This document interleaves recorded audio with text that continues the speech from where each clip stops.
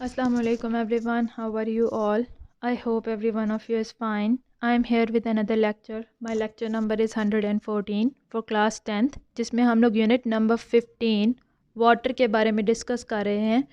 And today we have the topic about water pollution. We are going to start the topic about water pollution. In my previous some videos, I have explained you about soft water and hard water. What are the disadvantages of hard water, और हम अगर hard water available है उसको किस तरह से remove कर सकते हैं, उसकी हार्डनेस को. अगर परमानेंट हार्डनेस है किस तरह से रिमूव कर सकते हैं, टेम्परेरी हार्डनेस है उसको किस तरह से रिमूव कर सकते हैं. तो now today in this lecture we are going to start a new topic, that is water pollution. Pollution जैसा कि आप जानते हैं, अपने प्रीवियस जो चैप्टर था जिसमें हम लोग एनवायरनमेंट के फर्स्ट पार्ट यानी एटमॉस्फेयर के बारे में बात कर रहे थे, उसमें भी बताया था अनवांटेड मटेरियल जो कि नुकसान पहुंचाएं किसी चीज़ को, उसका एडिशन एनवायरनमेंट में वो पोल्यूशन कहलाता है और उन मटेरियल्स को हम पोल्यूटेंट्स का नाम देंगे. अगर हम लोग वाटर पोल्यूशन की बात करें तो इसका मतलब है कि वाटर बॉडीज़ जितनी भी हैं, चाहे वो लेक्स हैं, चाहे वो रिवर्स हैं, ओशन हैं, या फिर वो ग्राउंड वाटर है यानी that is found under the surface of water, तो किसी भी वाटर बॉडी को कंटेमिनेट कर देना, उसके अंदर कोई ऐसा अनवांटेड मटेरियल का ऐड हो जाना, that is called as water pollution. Water pollution कब होता है कि जब पोल्यूटेंट्स जो हैं, वो पोल्यूटेंट्स यानी कि अनवांटेड मटेरियल वो डायरेक्टली या फिर इनडायरेक्टली वाटर बॉडीज़ के अंदर एंटर हो जाते हैं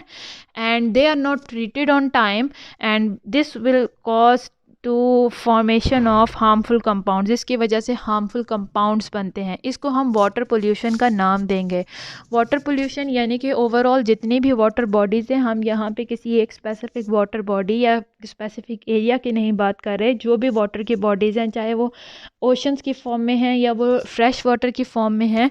या ग्राउंड वाटर की फॉर्म में हैं, उनमें अगर कंटामिनेंट ऐड हो जाए, कोई पोल्यूटेंट ऐड हो जाए जो कि अनवांटेड मटेरियल है, और ना सिर्फ अनवांटेड बल्कि वो नुकसान भी पहुंचा सकता है वाटर बॉडीज़ के अंदर ऐड होके, तो इस एडिशन को हम लोग वाटर पोल्यूशन कहते हैं. वाटर पोल्यूशन ये ज़रूरी नहीं है कि वो डायरेक्टली ही जो सामने नज़र आ रहा है वो हो, like the release of industrial waste into water bodies. एक तो this is pollution. There is another type of pollution जिसमें इनडायरेक्टली ये पोल्यूटेंट्स वाटर के अंदर पहुंच जाते हैं, यानी कि इसमें हम लोग ज़िम्मेदार हैं, ह्यूमन एक्टिविटीज़ रिस्पॉन्सिबल हैं, बट इनडायरेक्टली किस तरह से, let me give you an example. कि हम जब अपने एग्रीकल्चरल एक्टिविटीज़ के लिए डिफरेंट केमिकल्स का इस्तेमाल करते हैं क्रॉप्स के ऊपर, for example for killing the insects, for killing the pests, हम इंसेक्टिसाइड्स और पेस्टिसाइड्स वगैरह का यूज़ करते हैं. दीज केमिकल्स, ये जो इंसेक्टिसाइड और पेस्टिसाइड हैं, they are very harmful chemicals and they can cause dangerous affects in the water.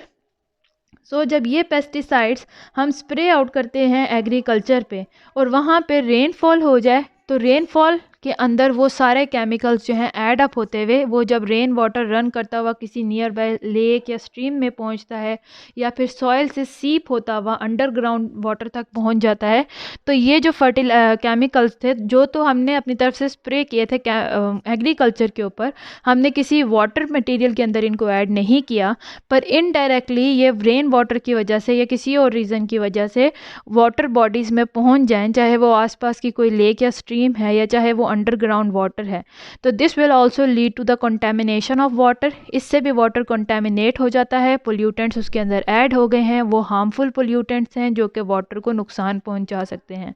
ना सिर्फ वाटर बल्कि वो डायरेक्टली या इनडायरेक्टली ह्यूमन बॉडीज़ तक पहुंच जाते हैं, like we consume the fish, और अगर वो फिश उस वाटर सोर्स से आई है जिसके अंदर कोई पोल्यूटेंट्स ऐड हों, तो वो पहले पोल्यूटेंट्स फिश की बॉडीज़ के अंदर एंटर होंगे और उसके बाद जब एक दफ़ा ये फूड साइकिल में एंटर हो गए, उधर मौजूद प्लांट्स के अंदर एंटर हुए या फिश के अंदर एंटर हुए, और जब ह्यूमन बींग्स इनको कंज्यूम करते हैं तो ये ह्यूमन बींग्स की बॉडी के अंदर एंटर हो जाएंगे, and because of their entrance ये बहुत नुकसानदेह हैं जो chemicals, and they will lead to serious damage और serious health issues in the bodies of the living organism. So this is about the water pollution. अब हम अपने आने वाले लेक्चर्स में पढ़ेंगे अबाउट द डिफरेंट सोर्सेज जो कि वाटर पोल्यूशन की वजह बन सकते हैं, जिसमें डोमेस्टिक यूजेस भी हैं वाटर के। हम डोमेस्टिक हमारे घरों में जो वेस्ट मटेरियल है वाटर के अंदर उसको ऐड कर दें, that is from the domestic cause. घरों से जो पानी निकलता है लाइक सोप वाटर, अगर वो किसी वाटर बॉडी के अंदर एंटर हो जाए तो it will lead to the pollution of that water body. इसके अलावा इंडस्ट्रियल एफ्लुएंट्स, इंडस्ट्रीज से निकलने वाले वेस्ट मटेरियल जो कि अक्सर मोस्ट ऑफ द केसेस में डायरेक्टली वाटर बॉडीज़ के अंदर ऐड कर दिए जाते हैं। So now let us start with the first category of the effluents या वाटर पोल्यूटेंट्स। हम इन्हें एफ्लुएंट्स का नाम भी देते हैं। So first category is industrial effluents, यानी कि ऐसे वाटर पोल्यूटेंट्स जो कि इंडस्ट्रीज से रिमूव होते हैं और वाटर बॉडीज़ के अंदर एंटर हो जाते हैं, उनके अंदर रिलीज़ किए जाते हैं, तो these are called as industrial effluents. So when we talk about industrial effluents, जो इंडस्ट्रियल यूनिट्स हैं यानी जो लोग अपनी इंडस्ट्रीज़ को सेटअप करते हैं, वो ऐसी जगह पे सेटअप करते हैं, दे आर इंस्टॉल्ड, वो उनको जब सेटअप करते हैं for the purpose of making different substances, मुख्तलिफ सब्सटेंसेस बनाने के लिए जब इंडस्ट्रीज़ को सेटअप किया जाता है, लाइक कोई केमिकल्स बनाने हैं, क्लोथ बनाने हैं, लेदर गुड्स हैं, पेपर, प्लास्टिक आइटम, पेट्रोकेमिकल्स हैं, रबर आइटम्स हैं, जब इनकी कमर्शियल स्केल पे प्रोडक्शन होती है तो उसके लिए इंडस्ट्रियल यूनिट्स को सेटअप किया जाता है ताकि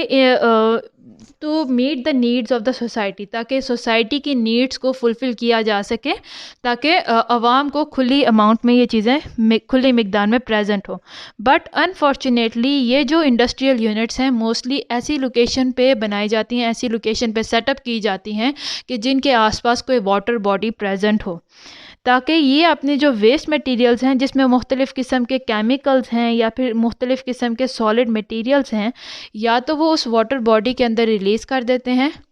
जहाँ पे ये इंडस्ट्री सेटअप हुई है, क्योंकि मोस्टली इंडस्ट्रीज़ प्रेफर करती हैं किसी ऐसे एरिया को जहाँ पे आसपास कोई वाटर बॉडी प्रेजेंट हो, ताकि इंडस्ट्रीज़ के जो वेस्ट मटेरियल है उस वाटर बॉडी के अंदर रिलीज़ किया जा सके। या फिर अगर इंडस्ट्रीज़ को नहीं मिलती ऐसी कोई वाटर बॉडी अपने आसपास सुइटेबल लोकेशन पे, so what they do is they release their effluents, they release their waste material in the open ground. वो ओपन ग्राउंड में इन एफ्लुएंट्स को वेस्ट निकाल देते हैं, वेस्ट मटेरियल्स को। तो ये जो वेस्ट मटेरियल हैं जो कि इंडस्ट्रीज से निकलते हैं, they are called as industrial effluents.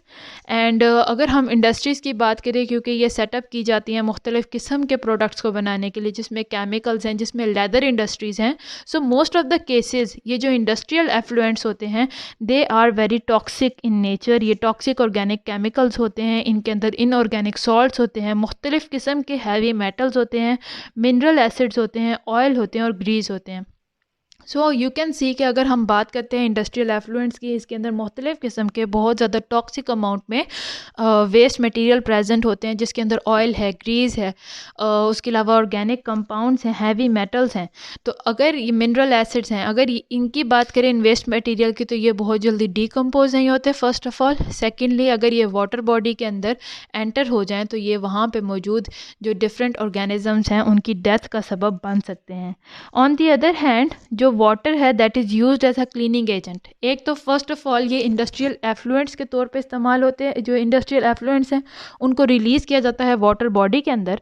दूसरी तरफ वाटर जो कि यूज़ होता है यहाँ पे क्लीनिंग एजेंट के तौर पे, वो भी डायरेक्टली डिस्चार्ज कर दिया जाता है बाहर की तरफ, यानी कि वाटर बॉडी के अंदर। हम इंडस्ट्रीज़ के अंदर जब क्लीनिंग प्रोसेसेस होते हैं उसके अंदर से डिफरेंट केमिकल्स को वॉश आउट करना है, डिफरेंट वेस्ट मटेरियल को वॉश आउट करना है, तो एक तरफ तो वो वेस्ट मटेरियल डायरेक्टली एंटर किया जा रहा है किसी स्ट्रीम के अंदर या किसी वाटर बॉडी के अंदर, दूसरी तरफ जब उन इंडस्ट्रीज़ को क्लीन करने के लिए वाटर यूज़ होता है वो भी डिस्चार्ज कर दिया जाता है नियर बाय वाटर बॉडीज़ के अंदर। सो ये जो वाटर है एक जो क्लीनिंग पर्पजेज़ के लिए यूज़ हुआ था, इसके अंदर भी मुख्तलिफ़ किस्म के टॉक्सिक मटेरियल्स, टॉक्सिक केमिकल्स और डिटर्जेंट्स वगैरह शामिल होते हैं। और जब इस वाटर को रिलीज़ किया जाता है तो it is also a very dangerous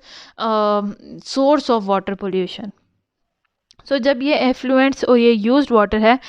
when it goes to the lakes, to the streams, rivers और ओशंस, तो या तो ये दे गेट डिज़ोल्व्ड और फ्लोट सस्पेंडेड इन वाटर, जो इसके अंदर डिफरेंट डिटर्जेंट्स हैं, ऑयल हैं, ग्रीस हैं, अब ये तो वाटर के अंदर डिज़ोल्व नहीं होंगे, ये वाटर की सरफेस के ऊपर ही तैरेंगे, they will remain suspended on the surface of water. On the other hand different other effluents they will get dissolve in water completely, और वाटर देखने में साफ है but inside it many toxic chemicals and heavy metals are present. So even they get deposited on the bed of that lake water, उसकी surface के अंदर जाके they will settle down at the surface. So because of this it results in the pollution of water. एक तो पहली बात, जब ये सारी चीज़ें इतने हैवी टॉक्सिक केमिकल्स, इतने हैवी मेटल्स जो हैं, जब ये वाटर के अंदर एंटर होते हैं तो first thing that they affects of water is it's drinking quality. तो ये डिटोरिएट कर देते हैं, उसके डैमेज कर देते हैं ड्रिंकिंग क्वालिटी को, जिसकी वजह से अब वाटर ड्रिंकिंग पर्पजेज़ के लिए यूज़ नहीं होगा, उसकी क्वालिटी ख़त्म हो चुकी है, उसके अंदर मुख्तलिफ़ किस्म के वेस्ट और हार्मफुल मटीरियल्स एडअप हो चुके हैं, जो कि अब इसे ड्रिंकिंग पर्पजेज़ के लिए बिल्कुल भी फिट नहीं रहने देते। It is unfit for drinking now.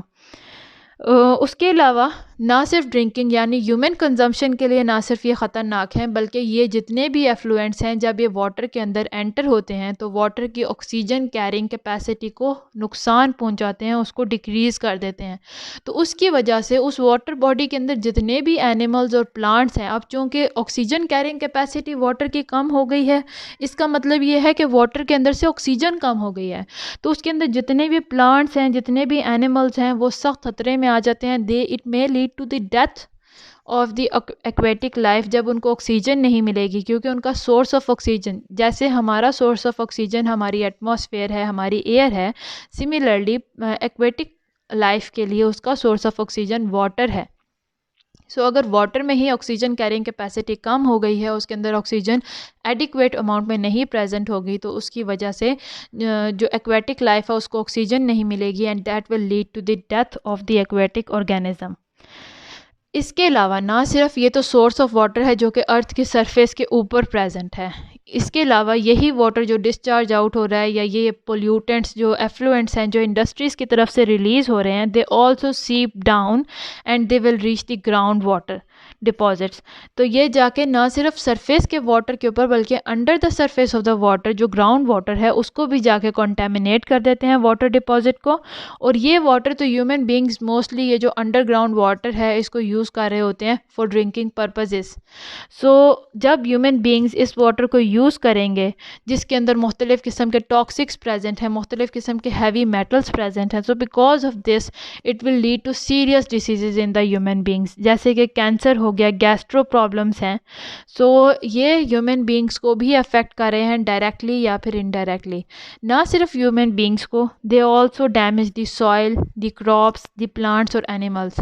ऐसा कोई भी वाटर सोर्स जिसके अंदर ये इंडस्ट्रियल एफ्लुएंट्स प्रेजेंट हैं, उनके अंदर ये टॉक्सिक मटेरियल्स प्रेजेंट हैं, अगर उस सोर्स से वाटर को क्रॉप्स के अंदर यूज़ किया जाए तो ना सिर्फ ये उधर मौजूद सॉइल को तबाह कर देंगे, उसको ख़राब कर देंगे, बल्कि वहाँ पे जितनी भी लाइफ है, चाहे वो प्लांट्स की सूरत में है, एनिमल्स की सूरत में है, इंसेक्ट्स की सूरत में है, सब के सब को जो है डैमेज कॉज कर देंगे ये हार्मफुल डेंजरस इंडस्ट्रियल एफ्लुएंट्स। उसके अलावा मैंने आपको बताया है कि ना सिर्फ यहाँ पे टॉक्सिक मटेरियल्स प्रेजेंट हैं, बल्कि टॉक्सिक मटेरियल्स के अलावा हैवी मेटल्स भी होते हैं, और ये हैवी मेटल्स जो हैं they are very harmful if they enter the bodies of the living organism. तो मुख्तलिफ़ किस्म के हैवी मेटल्स हैं जो कि इंडस्ट्रीज़ के एफ्लुएंट से रिलीज़ होते हैं, जैसे कैडमियम हो गया, लेड है, मर्करी है, they are very toxic and they are health hazard for human beings. So अगर ये डायरेक्टली या इनडायरेक्टली ह्यूमन बींग्स के बॉडीज़ में एंटर हो जाएं, so they are very dangerous for the survival of human beings. तो they may lead to the poisoning, जैसे कि एक्यूट कैडमियम पॉइजनिंग है। इसकी वजह से एक्यूट कैडमियम पॉइजनिंग किस वजह से होगी? जब कैडमियम ज़्यादा से ज़्यादा वाटर सोर्स में ऐड कर दिया गया है इंडस्ट्रियल एफ्लुएंट्स की वजह से, तो वो वाटर जो है अगर ह्यूमन बींग्स ने कंज्यूम कर लिया है, या उस वाटर से ग्रोथ हुई हुई क्रॉप्स को कंज्यूम कर लिया है, या ऐसे वाटर जिसमें ये हैवी मेटल्स हैं, वहाँ पे किसी फ़िश की बॉडी के अंदर ये हैवी मेटल एक्यूमुलेट हो जाएंगे, वहाँ से ह्यूमन बींग्स ने इसको कंज्यूम कर लिया, तो इसकी वजह से पॉइजनिंग हो जाती है ह्यूमन बींग्स की बॉडी में, जैसे कि एक्यूट कैडमियम पॉइजनिंग है। तो it will lead to high blood pressure, ना सिर्फ ब्लड प्रेशर बल्कि किडनी को डैमेज कॉज करते हैं, रेड ब्लड सेल की डिस्ट्रक्शन कर देते हैं। So it is very harmful. Similarly अगर लेड ज़्यादा है, एक्यूट लेड पॉइजनिंग की वजह से किडनीज डिसफंक्शन हो जाएंगी, लिवर को नुकसान पहुंचता है, ब्रेन को नुकसान पहुंचता है, सेंट्रल नर्वस सिस्टम और रिप्रोडक्टिव सिस्टम को भी ह्यूमन बींग्स के नुकसान पहुंचता है। सिमिलरली अगर मर्क्यूरी की वजह से पॉइजनिंग हो रही है तो it will lead to neurological damage, यानी कि हमारे नर्वस सिस्टम को नुकसान पहुंचा देता है। So these types of heavy metals and these type of industrial effluents, they are very harmful for the living organisms, चाहे वो plants की सूरत में है, animals की सूरत में है या फिर human beings की सूरत में है। So this was the first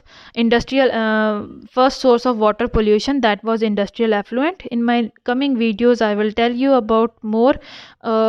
sources of water pollution. See you soon in my next lectures. Till then, Allah Hafiz.